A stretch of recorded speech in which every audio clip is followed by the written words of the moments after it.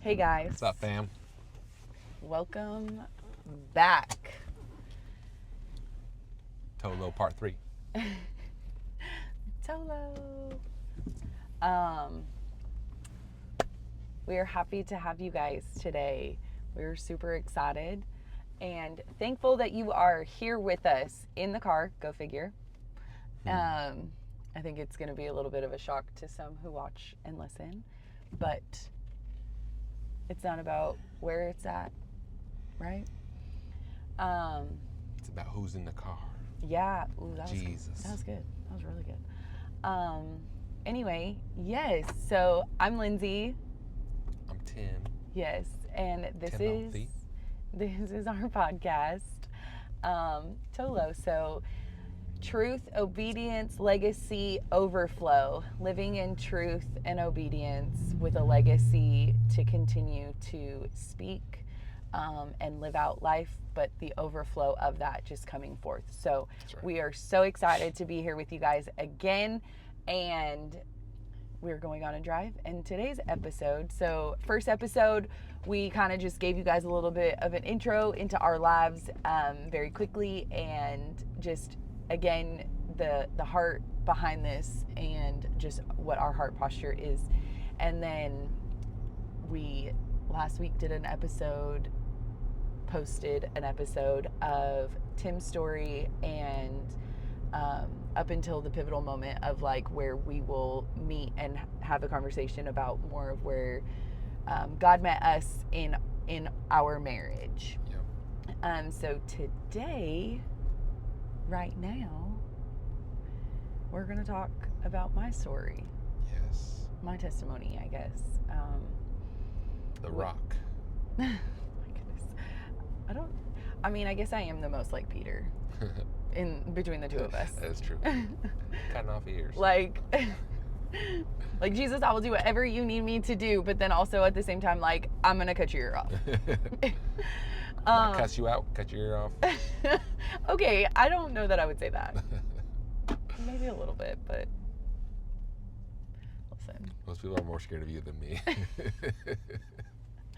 Okay, am I really that scary of a person? Oh my goodness. No, you're not like that kind of scary. But. Okay, well, anyway, so. No, I'm excited. I'm excited for you guys get to just take a quick journey to hear not just her story, but truly her heart. I think sometimes some people who operate like that, very bold and courageous, get misinterpreted. They're misunderstood. And so what I've been really praying for is that, like, through this, people will see your heart. People will see the things that make you who you are, and that it doesn't cause any negativity, but that they see that it's actually for the betterment of the kingdom, for the betterment of them. Because I think as you really live your life, you will not find a more genuine person who cares about everything that you say more than you. Like, your ability to care for people and truly, like, intentionally hear them and know their life on top of ours is amazing. Like, I always got complimented for how much I could remember, like, when it came to work and songs and movies and all these things. But, like, to me, you replicate that in our marriage and in our life towards people because you actually care. So when people speak, you don't just like, oh, cool. Like, you're actually, like, intentionally listening so that you can actually be there and you're dependable. So I never have to worry about you showing up. In fact, there's most of our life and marriage that I think I've taken that for granted. And so I'm excited for people to get to hear that side and really hopefully gain an understanding of who you really are in that realm. Wow. Well, that couldn't have been a better intro, but also, like, here's some pressure now. No pressure. Wow. Well, thanks. I love you. I love you. That was very, very kind. That's why you're my low.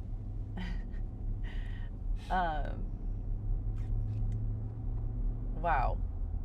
Okay, well, let's soak in that moment for a minute. Goodness. Okay. I gotta get the glory stirred up.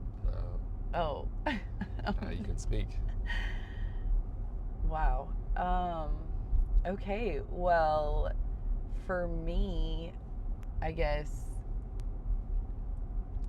where to start? Like, you were so good at just like starting, and now I'm like, I'm a little bit blown away by that. And then like, where to start? Okay, so for me, background, grew up in the town we grew up in towns next to each other. So I'm from a really small town. My school was small, well, smaller than where you grew up and went to school.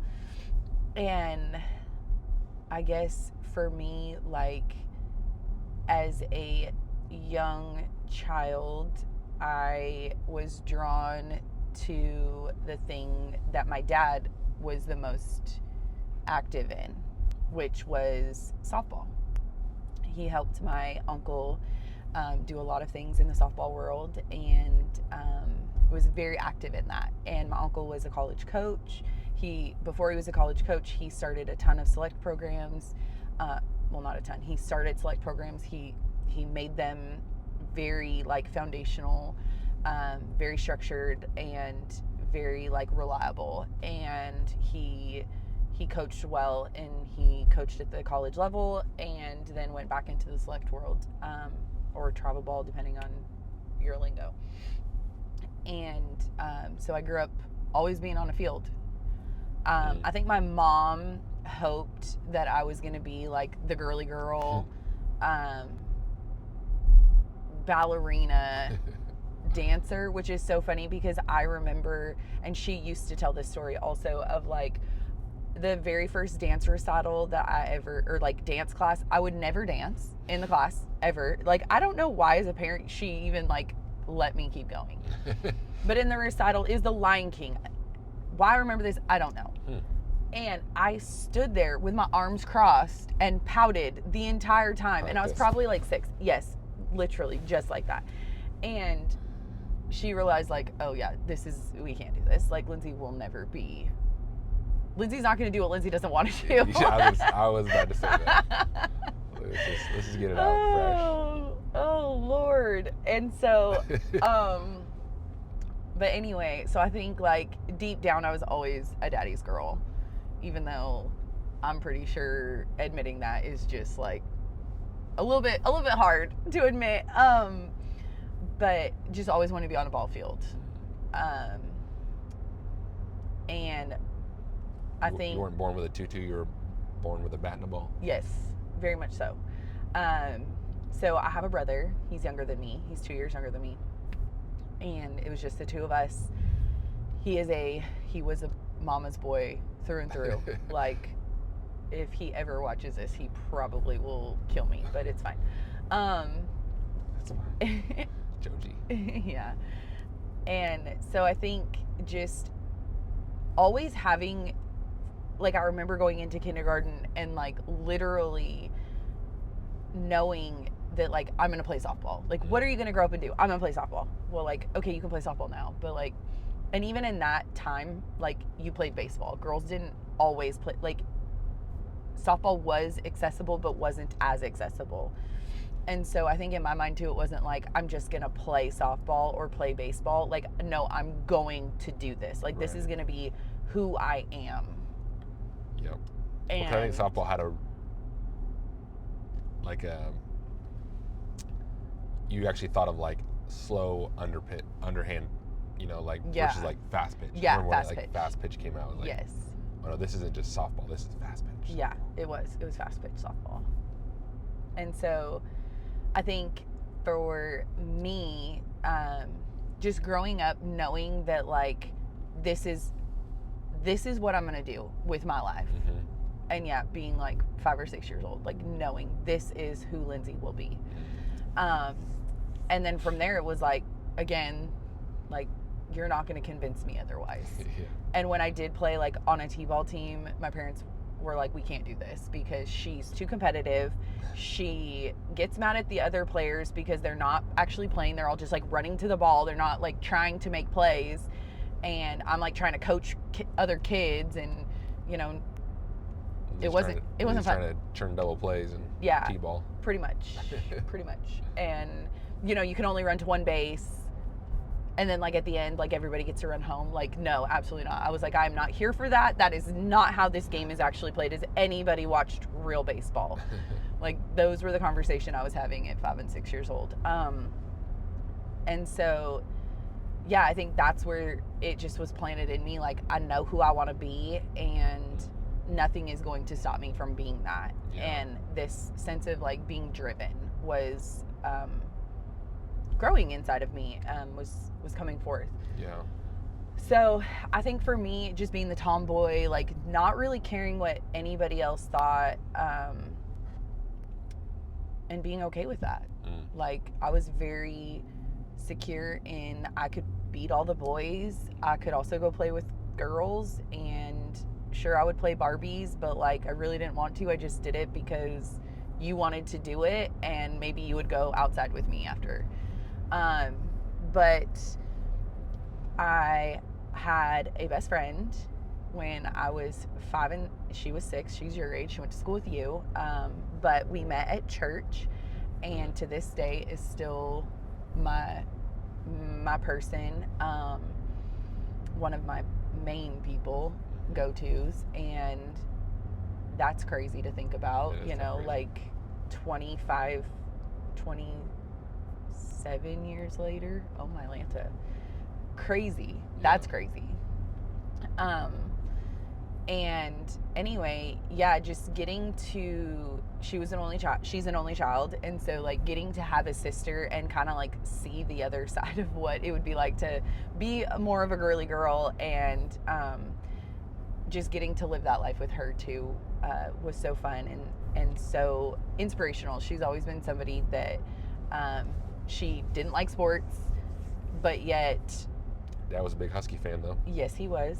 And just getting to be like a safe person for me, and what a true like friend. Yeah. Even though we didn't go to school together, it was like we always were at each other's houses.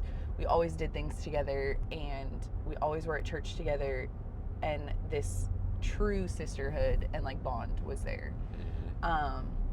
So I think just like learning those things at such a young age really defined who I was gonna become. So I think then going into, you know, 4th grade, I remember was a moment for me where it was like, I remember being like, oh my goodness, I wear my hair in a ponytail. I'm constantly in like boys' clothes, which in today's society that would like not be okay, but I was a tomboy, yet crushing on you, trying to figure out that whole thing, and like, oh my goodness, do I need to like change who I am?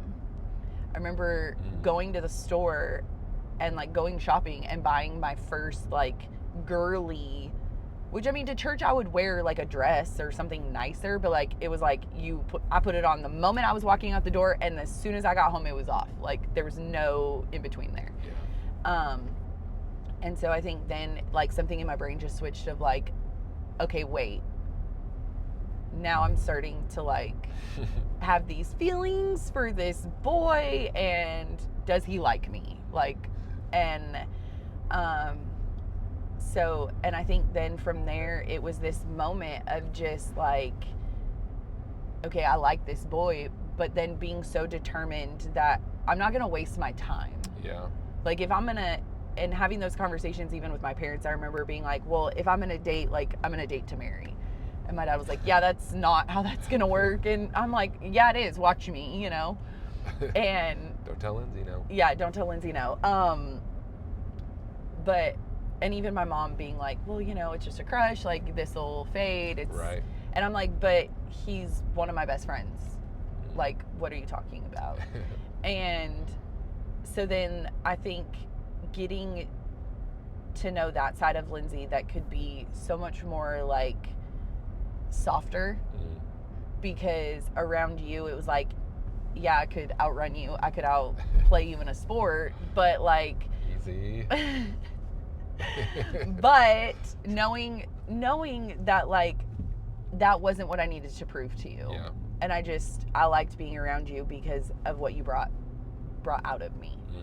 And even realizing that at a young age. And so I think then, going to separate schools, being young, me really having just like my mind made up. Like, I'm going to play softball. I'm going to have this best friend for the rest of my life. And this is who I'm going to marry. Like, and I'm in 5th grade. Yeah. Like, who thinks like that? Like, I know right now we have a 7th, 6th, and 4th grader, and none of our kids think like that. Right. Like, at all. Thank God. But I just remember there were moments where I would just like be praying and not really realizing like that it was so impactful in that moment. Like, I just thought I was this little girl, like, having these dreams of and aspirations and getting to pray for you specifically, and like for my best friend and for my future, and being so like, again, like, nothing's gonna ruin that. Right. And I think too, just knowing that, like, my dad was very good at just reminding me, like, God gave you these people, gave you these things, gave you these talents, so like honor it well. Yeah. And so I think even in that, it just really stuck with me. Yeah. And I remember in 5th grade, I decided to play basketball because I needed something fun to break up the like always serious, motivating, like, determination. I needed something to kind of just break it up to be like, I can also just have a good time. Yeah. And I was so excited to play basketball. In that same year, my great grandma died, and I remember like going to her house on Saturday mornings with my grandma, and she would always invite me to just sit and listen to her pray. Yeah. And like seek the Lord. And one of the things when she died, like, I was like, I want your Bible, and I have that, and I love that it smells old. She wrote in it, and it just was a symbol of like how to pray, what to do, and just reminding me that like my relationship with the Lord is so dependent on me speaking to him. Yeah. And being with him intentionally. And so she dies. In the process, my grandma has cancer, breast cancer. And that at that time, like, that was very, very new. And technology, we didn't have all of that. Right. And she was the person that always was like, you pray boldly, you pray loud, you stir up a room. Yet the only people in the room would be her and I. And I loved it because like her faith was so bold. Yeah. And honestly, like, my grandpa was not a believer. He let her go to church. Like, he didn't really like partake. He didn't really care. But she was like, that is not going to change my relationship with the Lord. And she continually prayed for him. And so again, just being invited into those moments and those times with women who you weren't going to change their mind about who God was to them. So she ends up beating cancer, and it was like this amazing thing, and just again, beautiful story of who she was. And just the person that she was, because she was so bold, she was so courageous, she raised 4 kids on her own. And my dad, I would say, is the most like her. And we getting to then experience her, but then getting to experience my dad and what they both passed along to me is just amazing. And I'm so grateful because they always made God so applicable to our lives. And so I think too, like, it just made me realize, like, God is here. He's with me. And like, I can't deny who he is. Yeah. I think that's a amazing people that I don't know if people are going to really understand the context because they don't know them. But it's like this perfect mix between simplicity, right? We're not trying to overcomplicate it, but yet like not hinder the reverence or the awe of who he is. Yeah. Because I think it's easy or you'll hear, especially now being more in the Bible Belt, that there's like this nobody has a fear of the Lord anymore. Yeah. You know, or like they just think he's your best friend. And so like, I guess we got to experience through that, seeing like the mix of that, how he is closer than a friend, and like he is that just person you can talk to. Yes. But like the heart posture is what really carries the gratitude and the thankfulness of who he is, to magnify him and to glorify him. And so I just remember like, and maybe you'll tell stories of this, but just being in the car with your dad and him literally just having a conversation. I was kind of thinking like, oh my goodness, this guy's crazy. Like, why is he just talking to himself? And I whispered to you, and he's like, oh, he's just talking to Jesus. And I'm like, wait, what do you mean he's talking to Jesus? It was weird. It seemed weird, but then I think just look at the parallel. We're in the car. Right. I love it. And no, he did. But then you see like a man who like when he speaks and when he prays, atmospheres shift. Yeah. Things happen. Yeah. So. Yeah. It truly is amazing, and a perfect mix of the simplicity of how easy it is to talk to God, but how you get heaven's attention when you speak with an open heart. Yeah, and like what I love, well, you know, it comes with this sadness but great honor and love is, so in that 5th grade year, Mrs. Finney dies. My uncle, so it's kind of a weird situation, but anyway, like my uncle, he wasn't really by blood, but my dad grew up with him as his best friend. So Mrs. Finney, his mom, and she was also one of those people. Like I remember I would walk into her house, and Tim lived across the street from them.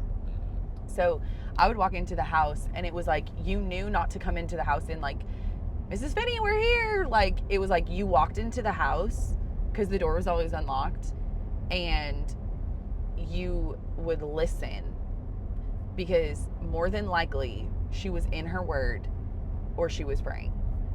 And not that was always, sometimes she was in the kitchen, you know, she would do different things, but like it was always this thing, like when we walk in the house, be prepared to be smacked with the Lord. Like she was gonna bring a word. She was gonna bring something, and she was gonna preach. She got that bun. And got so those dresses. So that year, like I lose 2 of the most like amazing women who just, again, like I don't have these memories of like we did all these fun things. What I have these memories of is like sitting with intentionality and the Lord, and them showing me through what they did on a daily basis who God was to them. That's good. And so I lose these 2 women. I'm trying to find some joy in playing basketball, and just, again, I think in this moment, like learning, like, God, now who am I? I'm questioning who I am, and what are you trying to bring forth out of me, right, and in me. And then good place to park, dude. my you know, my grandma beats cancer, so like, yay, you know, something so amazing. But then from that moment, it was like things were really put into perspective for me. That life is short, and how important, like, what I'm doing, like, I need to know that I know that what I'm doing is what God wants me to do.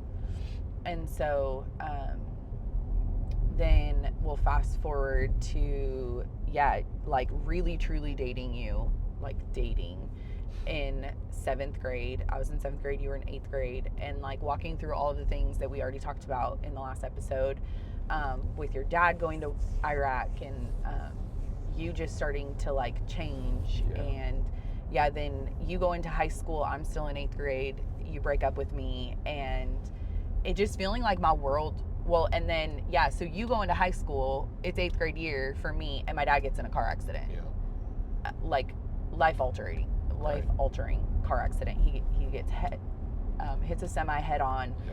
Yep. By the grace of God, literally, his car is, like, in shambles, totaled, crunched. And he has no, like, his back is fine. He did break his hip, but, like, his arm was broken, his femur was broken, his hip, his knee, his foot, all on his left side of his body. But, like, his head was fine, his neck was fine. Like, he was actually more okay than he was not okay. Yeah. And yeah, I'll never forget, like, I had a dream, and literally in my dream, it was an angel telling me, like, don't be afraid. Oh, yeah. But when you wake up, like, your dad is okay. He's gonna be okay. And I remember just being, like, in this dream, you know, thinking, like, what? Like, what in the world? Okay. And the person I would normally go to with that would be my dad. Right. Like, hey, I had this dream. Like, help me, like, figure this out. And I remember waking up to my door being opened. And it was my mom. And I could tell, like, which is so weird to, like, have these memories now. But, like, I could tell, like, she had been crying. And she was like, hey, I have to leave. But, like, your uncle's coming. And I was like, Mom, Dad's okay. And she was like, what? And I was like, yeah, an angel told me Dad's okay. And she was like, okay. Like, so shocked, so confused. Mm-hmm. And I just remember going back to sleep. To the point where I thought, like, all of this was a dream when I actually woke up. And then realized my uncle was there and, like, what the heck's going on? And he's like, don't worry about it. Like, it's going to be fine. Kind of like, let's just cover it up. Let's make it be nothing. Mm-hmm. And I remember driving, and we had to drive by the accident. And he thought by this time, like, it would be all cleaned up, but it wasn't. Mm-hmm. And I remember looking over and being like, wow, we really need to pray for whoever that is. And he was like, okay, go ahead.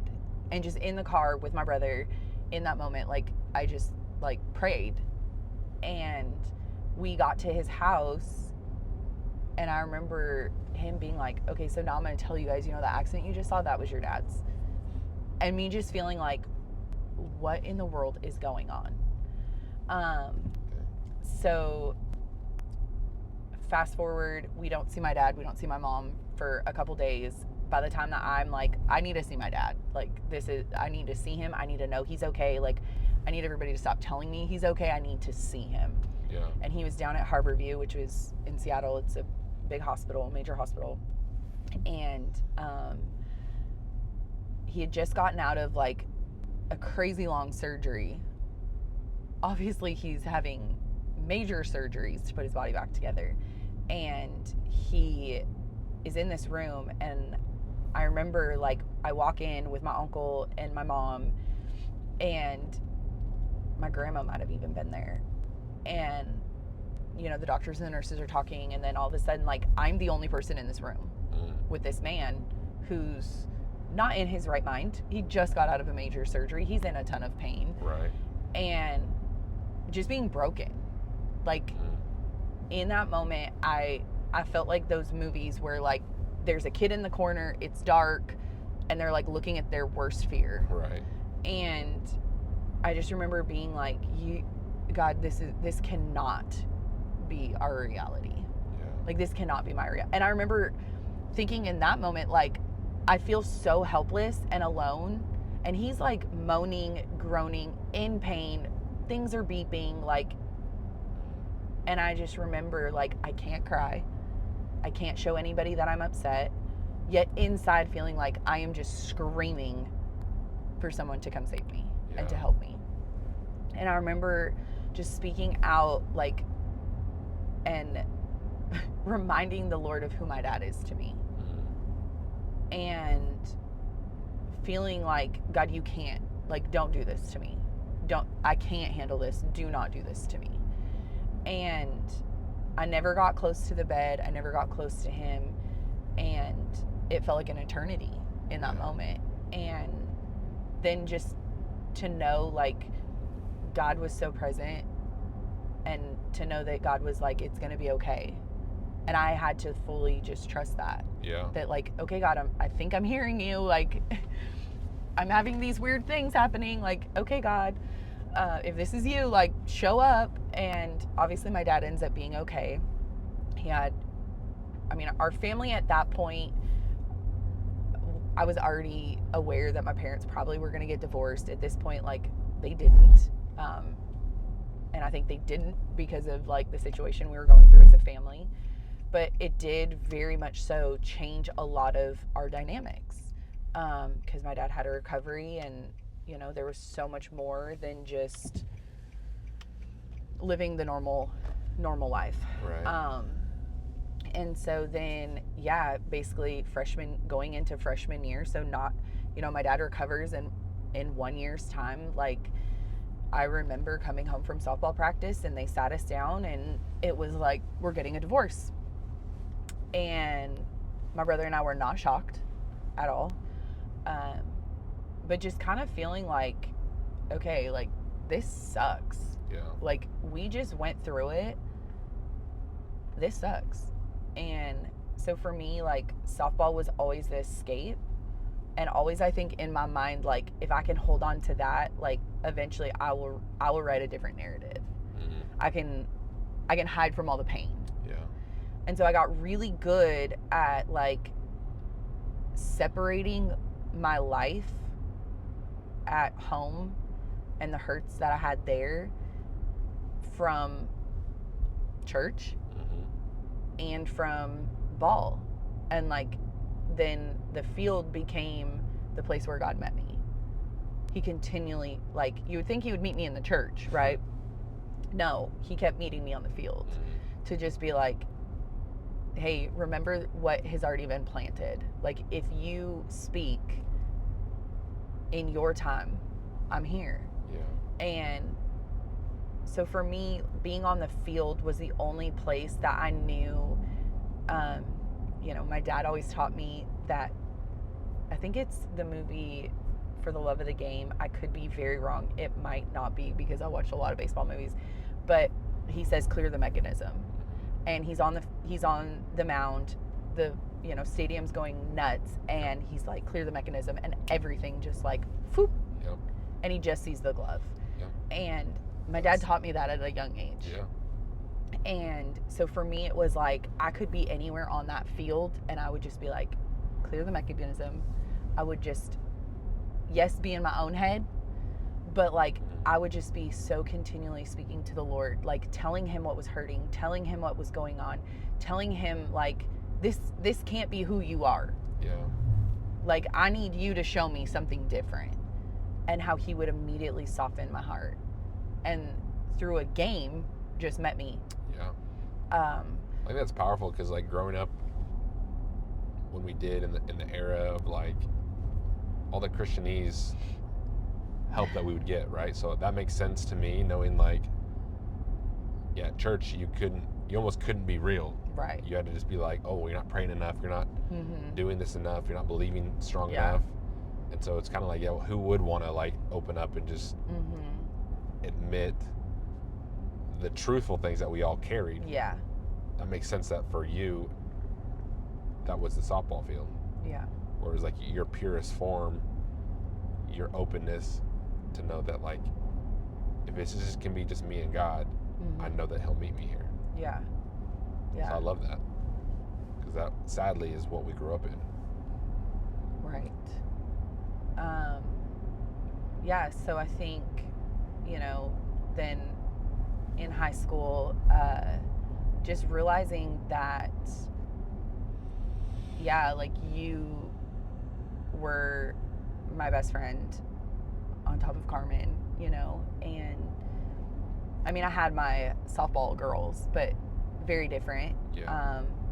I was pretty much the only believer on any team I ever played on. And just knowing that, like, I was always around, in the softball world, I was always around, very worldly things, very, like, different outside of how my parents raised me. And a lot of the things were not things that the church would ever approve either, and judge very harshly. And I loved it because my dad and my mom both always were so willing to go into those places and never waver from who they were in Christ, yet met those people at where they were at.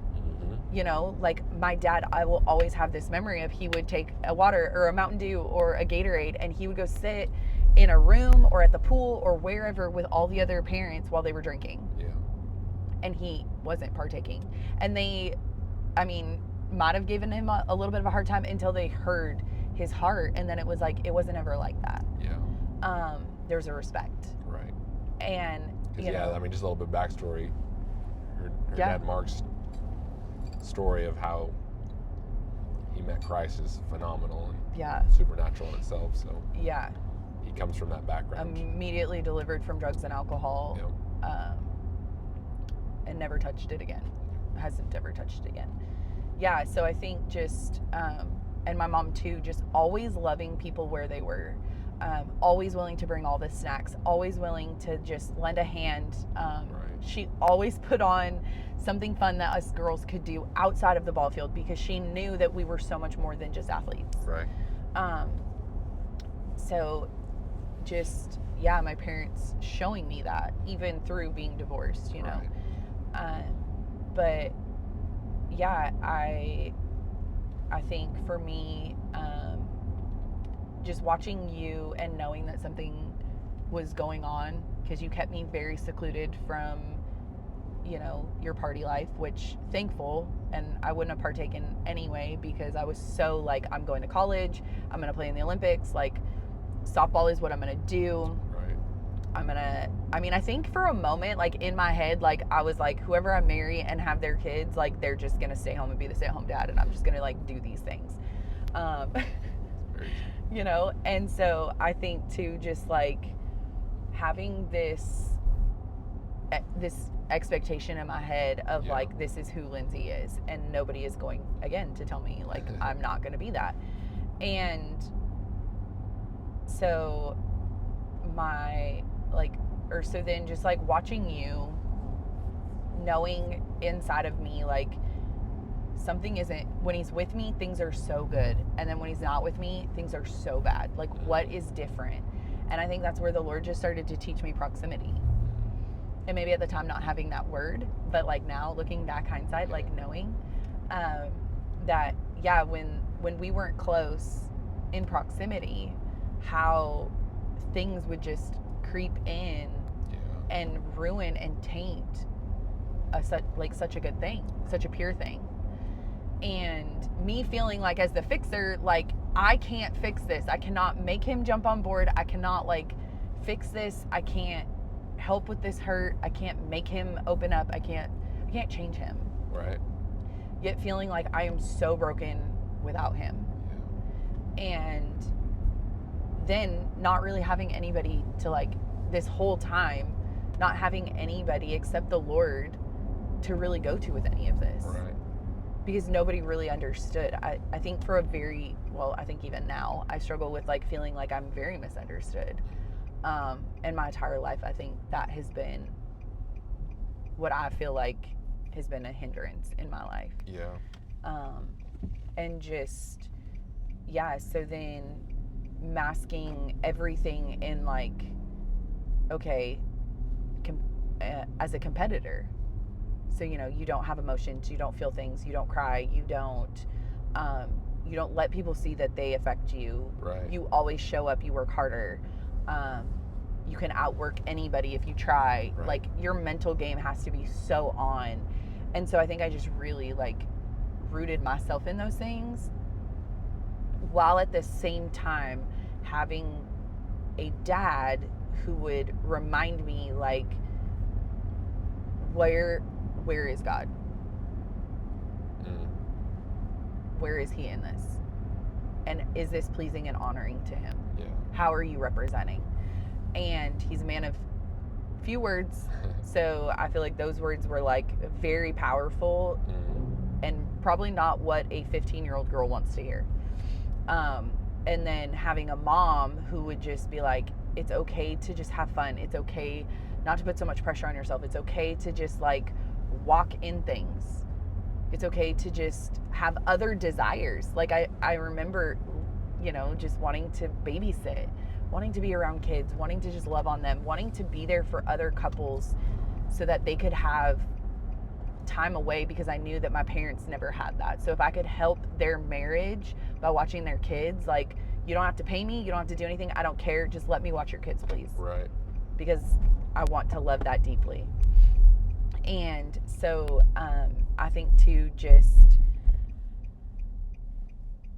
growing in that. Yeah.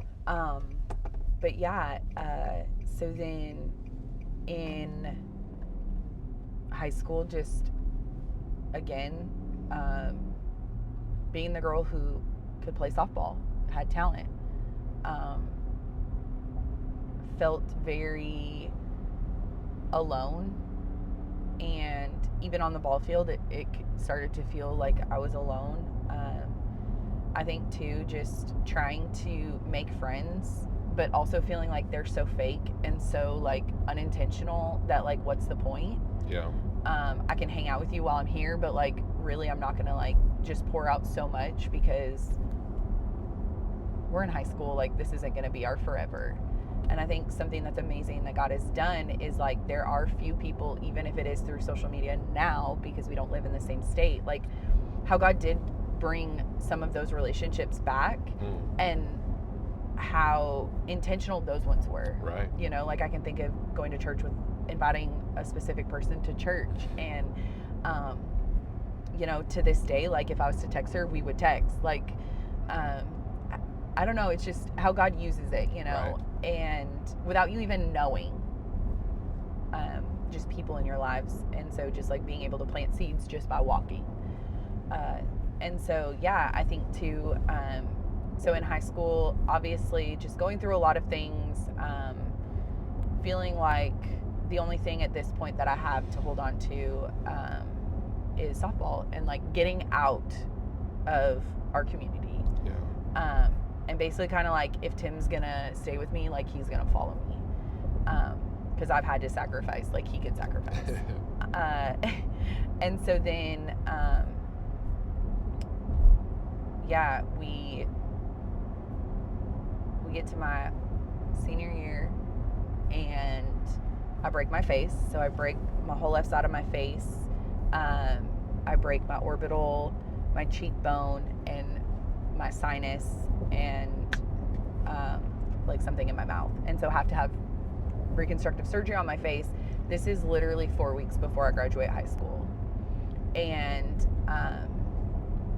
still kind of unsure, like know where I'm going to go to college, but like kind of like I'm only doing that to stay close to you at this point. Yeah. And mind you, she won a state championship the year before, carrying the pressure to win another one. Yeah. Back to back. Yeah. And then boom, hit in the face. With a softball, pitching. Just, yeah, not a good situation. Letting the air out of the bag. Just. Yeah. So, have reconstructive surgery. Well, first off, just like have a broken face. So like literally just feeling like my dreams are completely shattered. Yeah. Like, and at this point I'm working 2 jobs, going to school, playing school softball, playing select softball, trying to go to college, trying to have a relationship with you. Trying to take care of me. Like, literally. And dealing with a lot of hurt, dealing with a lot of just like frustration and anger, and not knowing how to. Yeah. And so I think even just in those moments, being the strong one, just feeling like God, like, and it's kind of funny, not funny, I remember probably leading up into that, like, I mean, I want to say the week of, right? I don't really remember exactly the timeline, but just praying like, God, because I remember that high school softball season was just so unenjoyable for me. It was kind of like just win the second state championship, close out your career there, and that's amazing, right? Yeah. And that was kind of the only goal. Yeah. And it was easy for me to like sell out to a goal, but it just was so miserable the entire time. Yeah. Like so miserable. And I'm putting all this work in, nobody else is. And it just was very, very miserable. And I remember just telling the Lord, like, if this is the place where you meet me, if this is our spot, Lord, and especially being a pitcher, right? Like, you're secluded. And just being like, I don't want, like, if this is what this is going to be, I don't want it, Lord. Yeah. You're going to have to show me something else. And yeah, then I get hit, and it's kind of like God just being like, careful what you speak. And again, just taking me back to that 5th grade Lindsay of like knowing when you speak things, you are seeking after the Lord, and you are going to get his attention. Yep. You're pulling down heaven. So like what you speak has authority and matters. Yep. And don't ask something you don't want the answer to. That is exactly it. And so, I mean, obviously, like, what I remember of this whole accident and like how it played out is probably not at all how it happened. But I just remember, like, I'm okay, I'm fine, and like people are telling me I'm not fine, and honestly, like, I can't even, my eye is swollen shut, like I can't even see out of my eye, and I'm still telling myself like I'm fine, in true Lindsay fashion. Yep. And the Lord just reminding me, like, I am going to break you. Like, this cannot be physically, everything. Yeah. And I remember it did. Yeah. Like, it literally sucked the life out of me. It took away the one thing that I thought I loved. It took away, which was ball. It made me physically unable to do anything other than face what was in front of me. Sheesh. And preach on that. It made me realize who my parents were to me. And it made me realize, like, this isn't sustainable. Like, what I am putting my hope in is not sustainable. It's got to be God. It's one or the other. Wow. And really made me, like, what is God calling me to? And so I know we joke and we say, like, God literally had to smack me in the face to get my attention, but, like, for real. And so I think, too, just, so then obviously going to college, still deciding to go, which I think was just God's grace of saying, like, I'm going to let you do this because you didn't get my wake-up call, but, like, I'm going to let you walk through this if you need to. And doing it with grace. Yeah. And on his part, mercy on his part. And so obviously going to play, I was with some of my favorite travel ball people. And just then again, God crushing me, literally crushing me, because our coach ends up quitting, which really she was forced to resign, which really sucked because that was kind of part of the reason why I was going as well. Yeah. And even though I didn't agree with it, like, I couldn't fix it, I couldn't change it. So that really sucked. And then to have, I mean, I was doing well in school, so that was encouraging. Yeah. Because I thought that was going to be really hard. And then, you know, just really then leaning on these girls that I had played ball with for, you know, the past 3 to 4 years, of us just being like, we're going to do what we know how to do best. Right. We know how to come together and work together, and, like, we're going to fill the gaps. We're going to make this happen, no matter who comes in to coach. Yeah. And I just remember, like, you and I were struggling, and you were like, one day you just were like, either you're going to have my babies, we're going to get married, have babies, or, like, you're going to stay. I can't do this. And I was thinking, like, what are you talking about? Because I was so committed. I was so sold out. I wasn't doing anything, but not knowing that behind the scenes, like, yeah, you were hiding so much. Yeah. So out of your own insecurity, you were, like, kind of projecting that onto me, that Yeah. I was doing these things that I'd never dreamed of doing. Yeah. Giving myself the easy way out. Mm-hmm. And so then it just felt like everything was falling apart. Yeah. And so I remember calling my dad and just being like, I don't feel like this is what God has for me. And he was like, okay, well, like, if that's what you think, then you need to walk that out. And I was like, okay. And he's like, but you need to give honor where honor's due. And so I remember calling my uncle, and at this point, him and I are not on speaking terms, like, not a great situation. And I'm like, I need to tell you that I'm leaving, and I'm leaving because I just really don't feel like this is who I am. Like, thank you for everything you've done, but like, this is not who I am. And him just being like, you never needed to play for me. And I think in that moment there just was so much like healing and freedom for me, to just know like I can put my glove down. Yeah.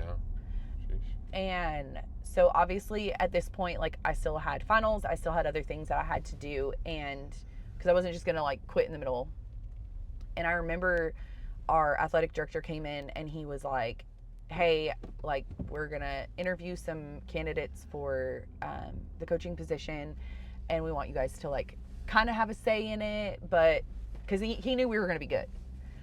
And so I remember one of the names that came up, and obviously with my dad and my uncle being in the softball world, they knew a lot of people, and I remember calling my dad and be like, I feel like I know this name, and my dad was like, I need you to be careful.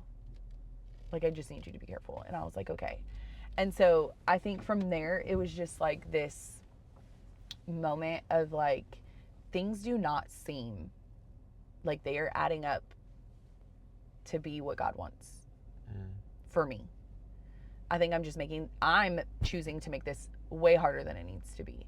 And so, obviously finished out the semester, had great grades, every reason to stay. Yeah. Yet left. And left not knowing what was to come. And that's when you get in trouble. You call on me, and I am going to fast forward a little bit, and then I'm going to end of like, so we get in trouble, I get pregnant, we get married, we end up having Mia. So we have Bentley, we have Mia at this point, and I'm obviously skipping a lot of things in between, but I do think that it's important to bring up. So then during that process, my mom gets we have Bentley's about to turn 1, my mom gets cancer. Yeah. And my mom and I were never close growing up. Like, I was never a mama's girl. I was never one to like run to her with problems. I was never the one to like, I didn't even want her to fix my problems. Like, I always just wanted to fix them. And very just like, she doesn't understand ball, she doesn't understand the competitive side of me, like, she doesn't know me. Like, we could not have been two more opposite people. And here she gets cancer, and we find out we're pregnant with Mia. And I just remember being like, in that girl back in 8th grade, sitting in that room with my dad, now duplicated. Yeah. Of like, God, this cannot be.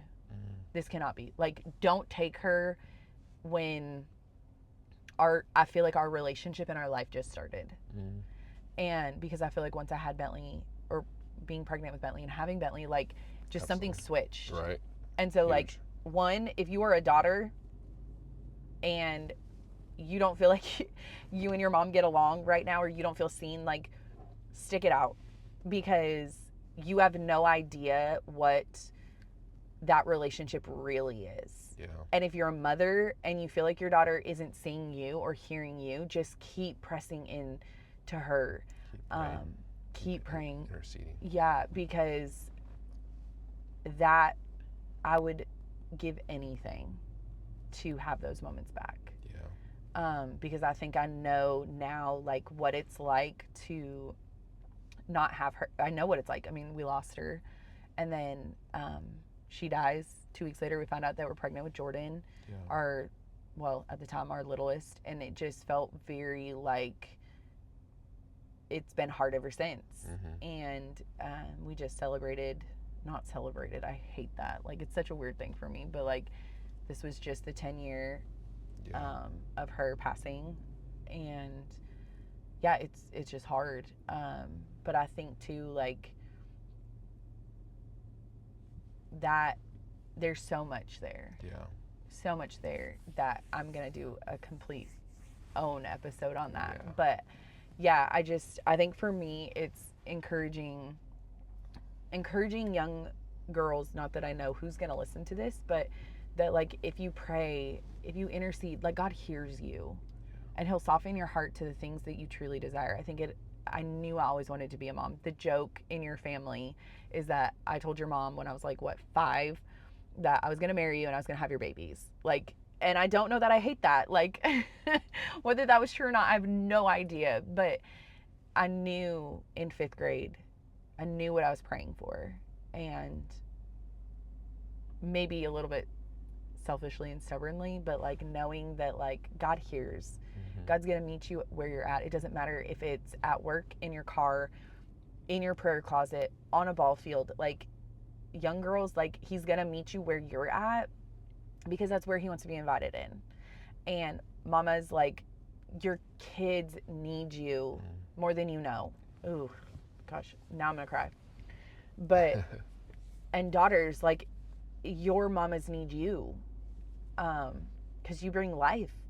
You are the life that they brought into the world. And just don't get stuck in those things. Like every time we have like a young adult or somebody be like, I'm fighting with my mom or I'm just struggling, like it's always so hard for me because it's like knowing what it's like to raise kids without her is so hard. But just know that God has such divine appointments with us. And whether it's smacking you in the face, feeling like he's removing something, like he is calling us to so much greater and so much more.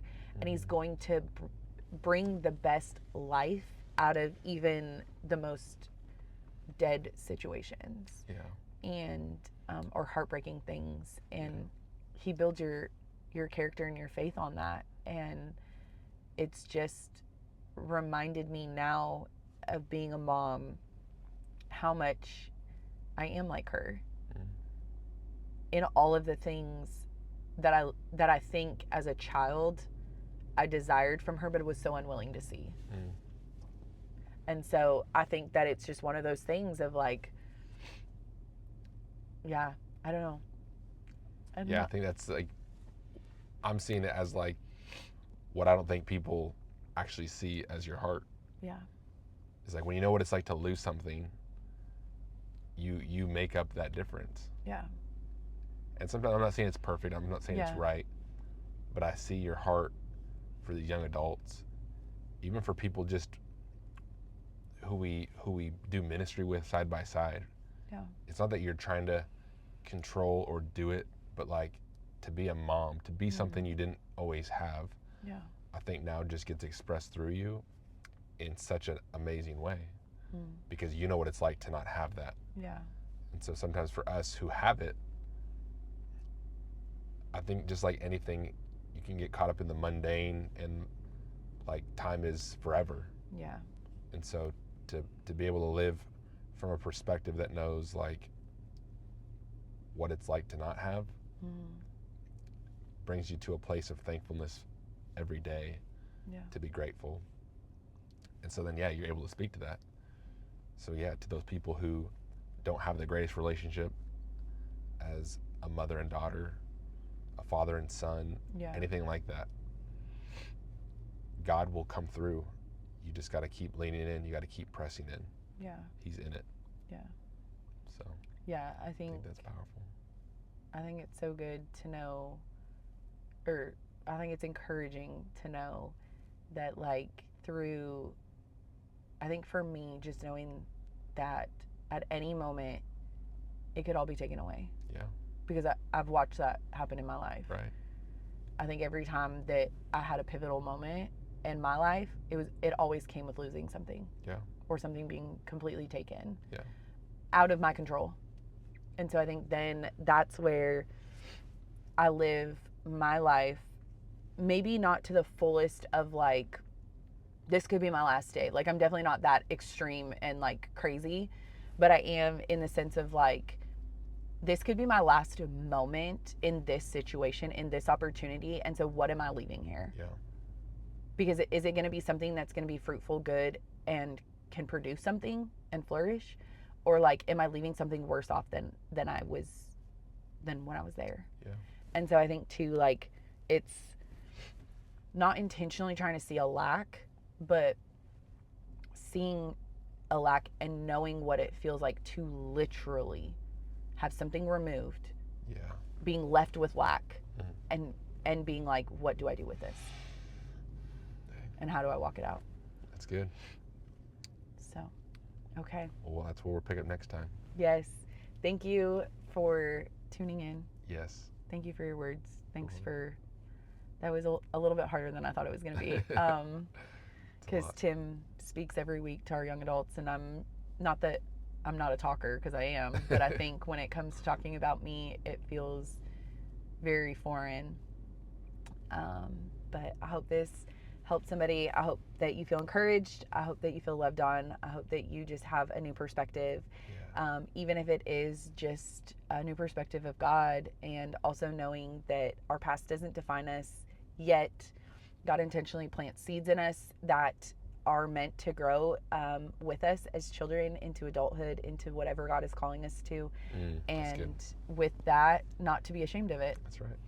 So we're so grateful for you guys. Thank you. If you have been watching and following along with us, we are extremely excited. We are just over the moon about it. Blessed. Yes. Blessed. Yes. You guys bless us more than you know. Yeah. So thank you so much. We just hope that you guys have a great rest of your day, or great day. And we can't wait to be in the car with you next week. That's right. Have a great time. Bye, and family. we out. Tolo out.